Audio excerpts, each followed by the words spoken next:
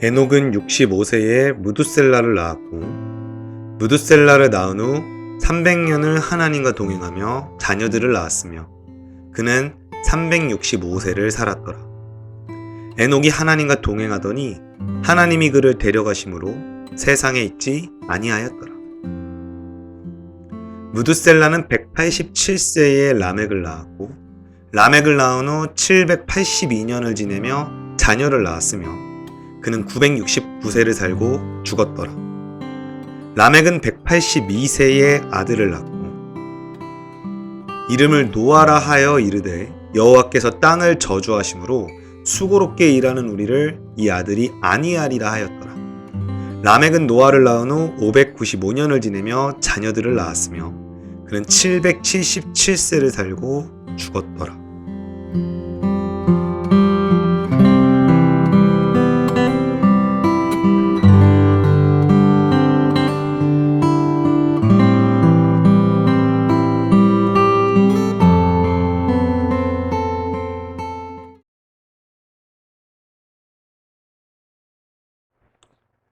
네, 안녕하세요. 지금 제가 창세기에서 아브라함이 있기 전, 그죠? 아브라함이 있기 전에 창세기의 주요한 이야기들에 대해서 얘기하고 있는데 오늘은 좀 짧습니다. 짧은데 오늘 이야기가 되게 재밌어요. 교훈도 있지만 교훈보다는 성경에서 뭔가 재미있는 비밀을 말씀드릴 건데 이 이야기는 사실 성경에서 확증해서 말하고 있다라고 보기는 어려울 수 있어요.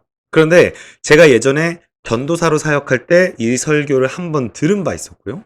이후에도 보니까 많은 성경학자들과 목사님들이 이 이야기를 인용하시더라고요. 그래서 지금도 CBS와 같은 유명 방송에서도 잘 알려진 목사님들께서 이 설교를 하세요. 그리고 텍스트상으로도 근거가 꽤 있는 이야기이기 때문에 성경에 대한 동기부여를 드리고자 하는 마음으로 한번 이야기를 드려볼게요. 자, 일단 두 인물이 나옵니다. 바로 에녹 그리고 무두셀라죠. 둘 다 아주 유명했던 인물인데 에녹 같은 경우에는 하나님과 동행했다라고 잘 알려져 있죠. 무두셀라 같은 경우는 그 아들인데 성경 속에서 가장 장수했던 인물이라고 알려져 있어요. 자, 이 인물들이 왜 중요하냐면요. 혹시나 저 같은 경우는 이런 생각을 해봤는데 여러분도 이런 생각 하실 수 있어요. 에녹이 하나님과 동행했던 삶.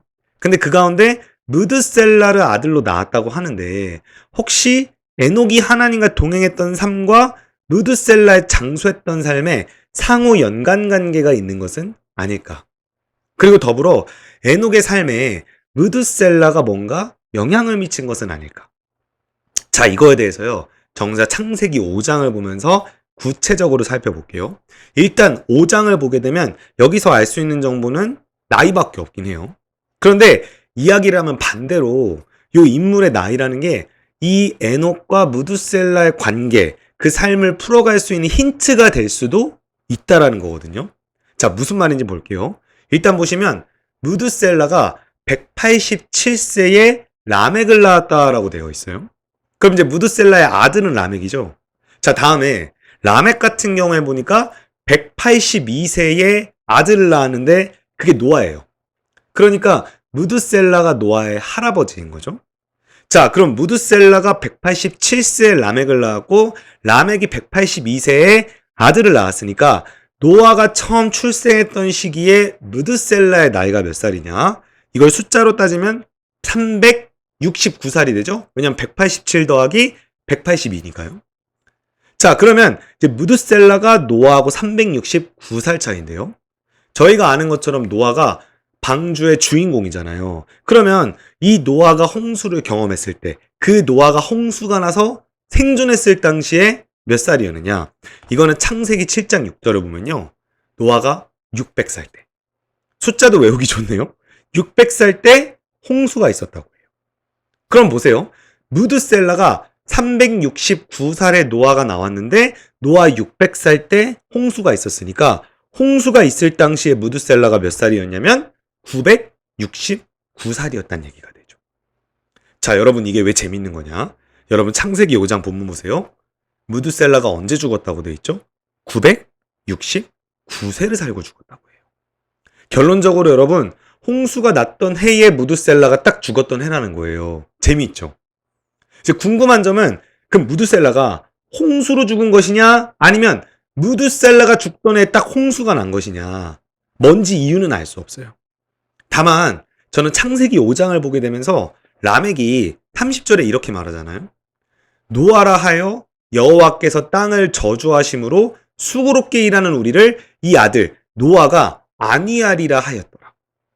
여러분, 라멕이 이렇게 말했다는 자체가 라멕이 노아에 대해서 영적으로 통찰할 줄 아는 인물이었다는 거예요. 그래서 여호와께서 땅을 저주한다라는 것도 라멕은 알고 있어요. 그러니까 에녹은 하나님과 동행을 했었죠. 라멕은 여호와께서 땅을 저주하신다는 걸 알고 있었죠. 이 집안 자체가 하나님에 대한 영적 통찰력과 지혜를 갖고 있던 집안인 거죠. 근데 그러한 집안에서 이 무드셀라가 홍수라는 심판이 찾아오는 그 해에 무드셀라가 죽을 것이다라는 걸 에녹이 하나님을 통해 충분히 통찰하고 이렇게 인물의 이름을 지었다라고 볼 수 있다라는 거예요. 에녹이 무드셀라를 딱 가졌을 때 이 무드셀라를 통해 하나님의 심판이 언제 있을지를 계시하는 인물로 에녹도 통찰할 수 있지 않았을까라는 생각을 하는 거죠. 자, 이러한 견해에 대해서 제가 두 가지 신빙성 있는 근거를 보여드릴게요. 첫 번째는요, 바이블렉스라고 하는 히브리어 사전입니다. 이 히브리어 사전에서 무드셀라를 이렇게 설명하고 있는데 몇 가지 중요한 부분 보니까 이 무드셀라의 이름이 보낸다라는 의미를 가지고 있다고 해요. 그래서 어떤 학자들은, 실제 많은 학자들이 그 무드셀라라는 이름을 그가 죽을 때 그것을 보내리라라고 해석한다고 합니다. 대체 무엇을 보낸다는 걸까요? 밑에 보니까 나오죠? 홍수다. 노아가 600세 때 무드셀라가 죽는 날 홍수를 보낸다고 했던 홍수가 찾아온 것이고 결국 이것이 무드셀라라는 이름의 의미였다는 거죠. 에녹은 하나님의 계시에 따라 그의 아들을 무드셀라로 명명했다. 여기서 우리가 알 수 있는 하나님의 계시, 의도가 느껴지잖아요. 하나님 입장에서는 에녹에게 무드셀라, 그가 죽는 날 하나님의 심판이 임한다는 그 의미의 이름을 짓게 함으로써 에녹에게 무드셀라란 이름, 너의 아들이 하나님의 임박한 진노를 잊지 않게 해주는 역할을 했다는 거예요. 자, 또 하나 보여드릴까요? 여기에 보이스라는 신학자가 했던 말이에요. 여기에도 동일한 얘기가 나옵니다. 그가 죽으면 홍수가 온다. 에녹은 그의 아들을 무드셀라로 지어서 그가 죽으면 홍수가 온다는 임박한 심판의 메시지를 잊지 않고 기억하는 자가 되었다는 거죠. 결국 그거 덕분에 에녹이 어떻게 살았다는 거예요. 하나님과 동행했다는 거죠. 이런 메시지 굉장히 많이 하십니다. CBS 아까 전에 말씀드렸죠? 꼭 한번 찾아보세요. 그래서 결국 에녹이 하나님과 동행하며 깨어있을 수 있었던 이유는 그가 하나님의 임박한 진노를 아들 무드셀라를 통해 항상 기억하고 살았다는 거죠. 정리하면요, 무드셀라라는 인물은요, 에녹에게는 마지막 때를 기억하는 중요한 계기였던 겁니다. 이 이야기가 참 재미있지만 교훈이 있어요. 저는 두 가지 교훈이 있다고 생각하는데 첫 번째는요, 성경 연구의 중요성. 오늘 들어보시니까 이 이야기 아는 분도 계시겠지만 모르는 분 입장에선 굉장히 재미있는 얘기죠. 아, 성경이 숫자상으로도 굉장히 치밀하고 기록상으로도 아주 디테일하고.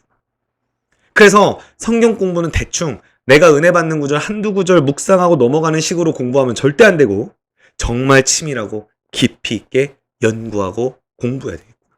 그래야 하나님의 치밀하고 깊은 역사를 알게 되는 거예요. 그리고 신앙이 단단해지는 거고요.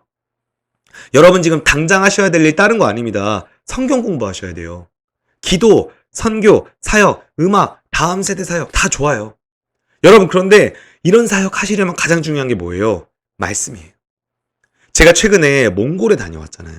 근데 몽골 선교를 다녀와서 정말 다시 한번 뭘 느꼈냐면요. 말씀이 뒷받침되고 말씀이 준비되어 있어야 다른 모든 사역들이 의미 있다라는 걸 다시 한번 깨달았어요. 근데 이 말씀 연구 사람들이 너무 가볍게 여기고 중요성을 깨닫지 못하는 것 같아요. 티가 잘 안 나거든요. 그리고 다른 사역들은 눈에 보이지만 말씀 연구와 말씀 사역은 지난한 과정. 우리가 인내하고 버티고 쌓아가는 과정인데 이걸 사람들이 너무 가볍게 여기는 것 같아요. 그런데 여러분 어떤 사역을 하시든 이 말씀 연구 정말 철저하고 탄탄하게 하셔야 돼요. 여러분 나중에 정말 깨닫게 돼요. 이거를 한 사람과 하지 않은 사람의 차이. 자, 다음으로 종말론적 신앙. 이거는 제가 앞선 노아 방주 영상에서 말씀드렸어요. 노아의 때, 마지막 때 같다고 했죠. 여러분도 기억하십시오. 주님이 다시 오십니다. 여러분은 그날을 위해 주님의 다시 오실 길을 준비하기 위해서 사셔야 돼요. 구약 때 에녹에게 아들 무두셀라가 있었다면 오늘날 우리에게 무엇이 있나요? 그리스도의 언약의 말씀, 그리고 시대의 표적이 있죠. 핑계할 수 없는 겁니다. 예수님은 시대의 표적을 분별하지 못하는 세태를 질책하셨어요. 그래서 우리도 이 시대의 표적, 언약의 말씀, 그 증거 위에서 항상 성실하고 충성되이 마지막 때를 향해 깨어있고 준비하는 충성된 그리스도인이 되어야 합니다. 그렇게 종말론적 신앙으로 끝까지 깨어 살아가는 저희 모두가 되기를 주님의 이름으로 소원합니다. 감사합니다.